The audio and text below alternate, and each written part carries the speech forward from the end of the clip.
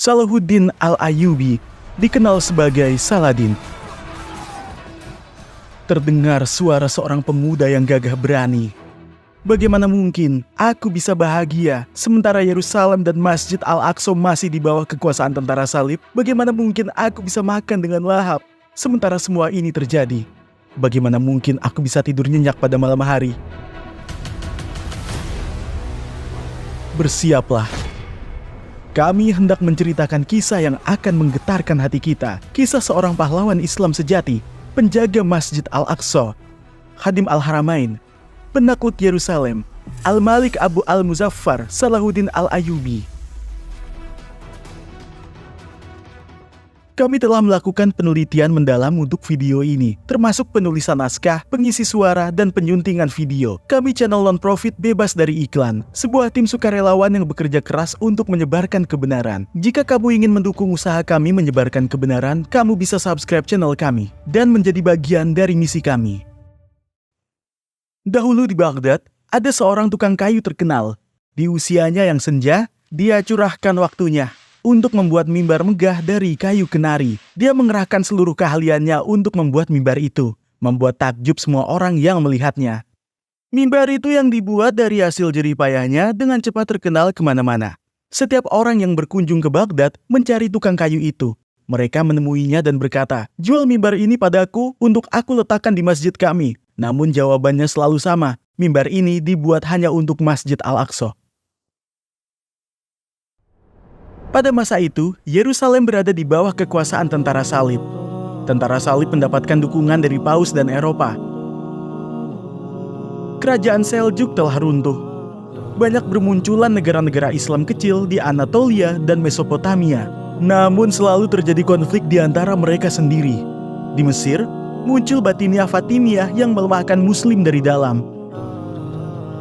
Bagi para Muslim, impian merebut kembali Yerusalem masih jauh di tengah ketiga tantangan ini. Semua orang menganggapnya sebagai mimpi. Namun, tukang kayu itu selalu menjawab dengan penuh keyakinan. Inilah yang bisa kulakukan. Aku seorang tukang kayu. Aku buat mimbar. Semoga kelak muncul jiwa pemberani yang bisa merebut kembali Yerusalem sehingga mimbar ini menemukan tempatnya. Kisah tentang mimbar ini menyebar ke hampir semua kota. Ketika orang-orang menceritakan keindahannya, seorang anak kecil berusia sekitar 7 atau 8 tahun mendengar kisah tersebut. Anak kecil itu tidak lain adalah Salahuddin Al-Ayyubi. Dan sejak mendengar kisah itu, dia memendam satu ambisi yang teguh, merebut kembali Yerusalem dari Kristen dan meletakkan mimbar itu di tempatnya. Lahir di Irak, kota Tikrit, Salahuddin Al-Ayyubi adalah seorang putra ayah suku Kurdi dan ibu dari Turki. Minatnya pada pendidikan agama melampaui ketertarikannya pada pelatihan militer. Dia pelajari berbagai ilmu seperti logika, filosofi, sosiologi, fikih, sejarah, serta mendalami seni dan sains. Dia menyelesaikan pendidikan di Universitas Hadid di Damaskus. Para Muslim menganggap dia sebagai sultan teladan, sementara tentara salib melihat dia sebagai pahlawan Islam sejati. Para sejarawan dan penulis Barat dan Timur memujinya dalam karya-karya mereka, dan sepakat mendeskripsikan dia sebagai sosok yang bertakwa, penyayang, ceria, berani, dan tangguh. Ketika sosok mengagumkan ini mencapai usia 26 tahun, dia mendapat berbagai tanggung jawab negara bersama pamannya, Shirkuh. Seiring Salahuddin beranjak usianya, takdirnya menaklukkan Yerusalem mulai terbentang. Bagaimana caranya? Sultan Zengid, Nur al-Din Zengi, menyatukan semua negara Turki di bawah pemerintahannya dan membentuk aliansi Islam parsial. Berhasil merebut berbagai kota dari kekuasaan tentara salib. Ketika dinasti Fatimiyah di Mesir sedang krisis, tentara salib di Yerusalem berniat memperluas kekuasaan mereka di Timur Tengah.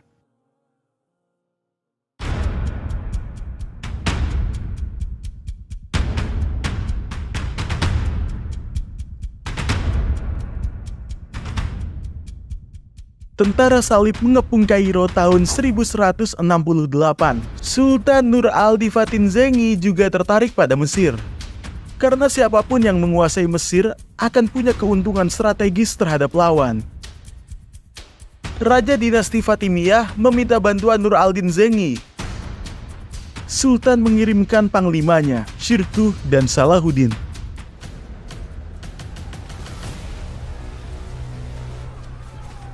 Dan Shirkuh membersihkan seluruh Mesir dari tentara salib.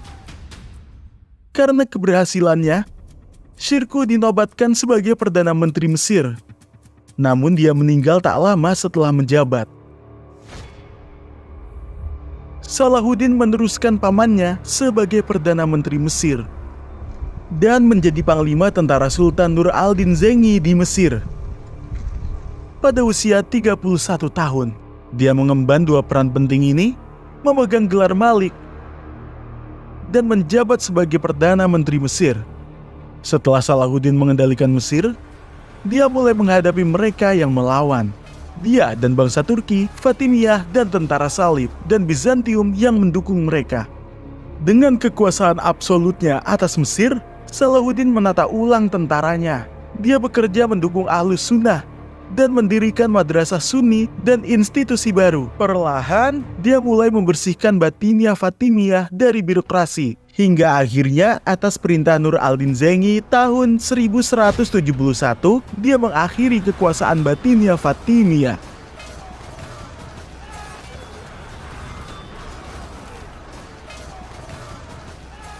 Selama masa perkembangan ini, dia mendapat kabar buruk.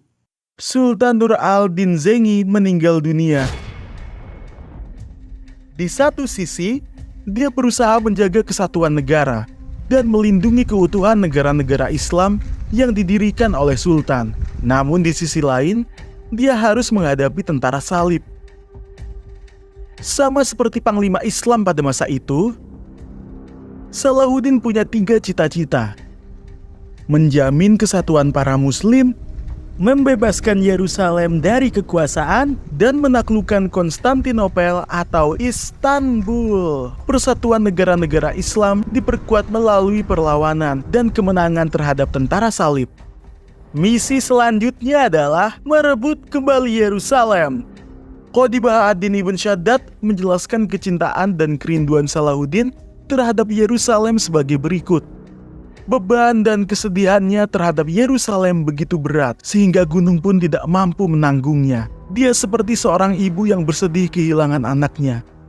Dia berkeliling naik kuda, memanggil para muslim untuk berjihad membebaskan Yerusalem.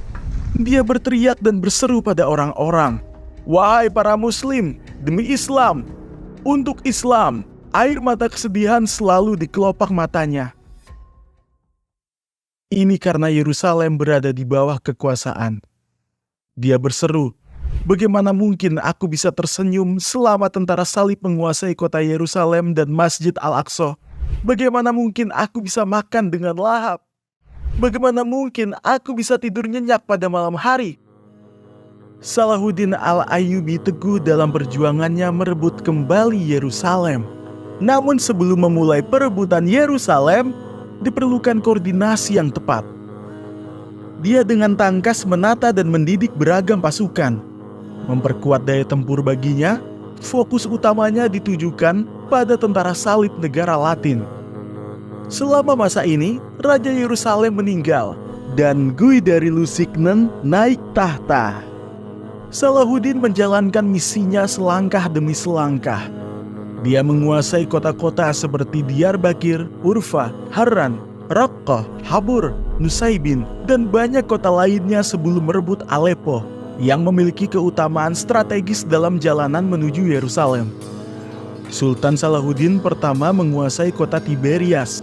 Tiberias punya nilai strategis yang signifikan. Tujuannya adalah memancing Raja Yerusalem dan tentaranya ke Hittin dekat Tiberias di wilayah utara Palestina.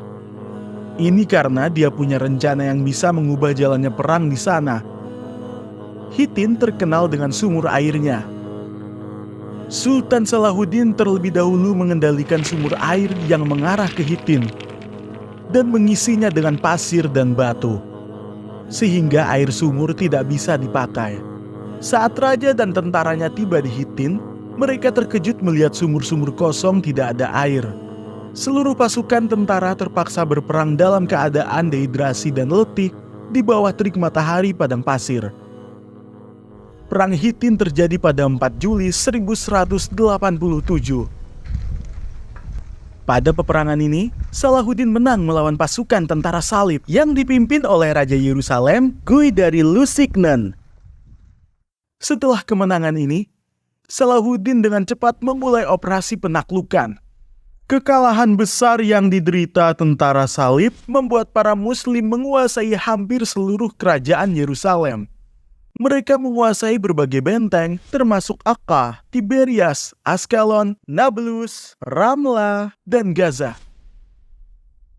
Dalam beberapa minggu, 52 kota besar dan kecil berhasil dikuasai, dan akhirnya tiba waktunya untuk Yerusalem. Pada 20 September 1187, Sultan Salahuddin mengepung Yerusalem. Ketapel tempur menggempur dinding kota. Tidak lama, dinding di sisi sebelah utara runtuh. Ketapel tempur dipindahkan ke sana. Setelah itu dinding hancur sepenuhnya.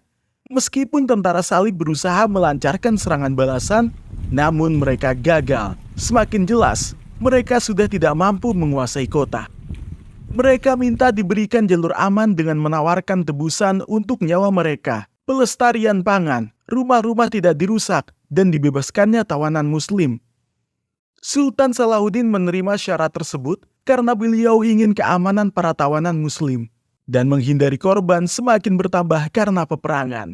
Pada kesempatan baik hari Isra Miraj, 27 Rajab 832, 2 Oktober 1187 pada hari Jumat, Yerusalem berhasil direbut kembali. Kemenangan Salahuddin Al-Ayyubi tidak hanya di ranah militer. Kemenangannya menandai dimulainya negara yang sistematis dan progresif.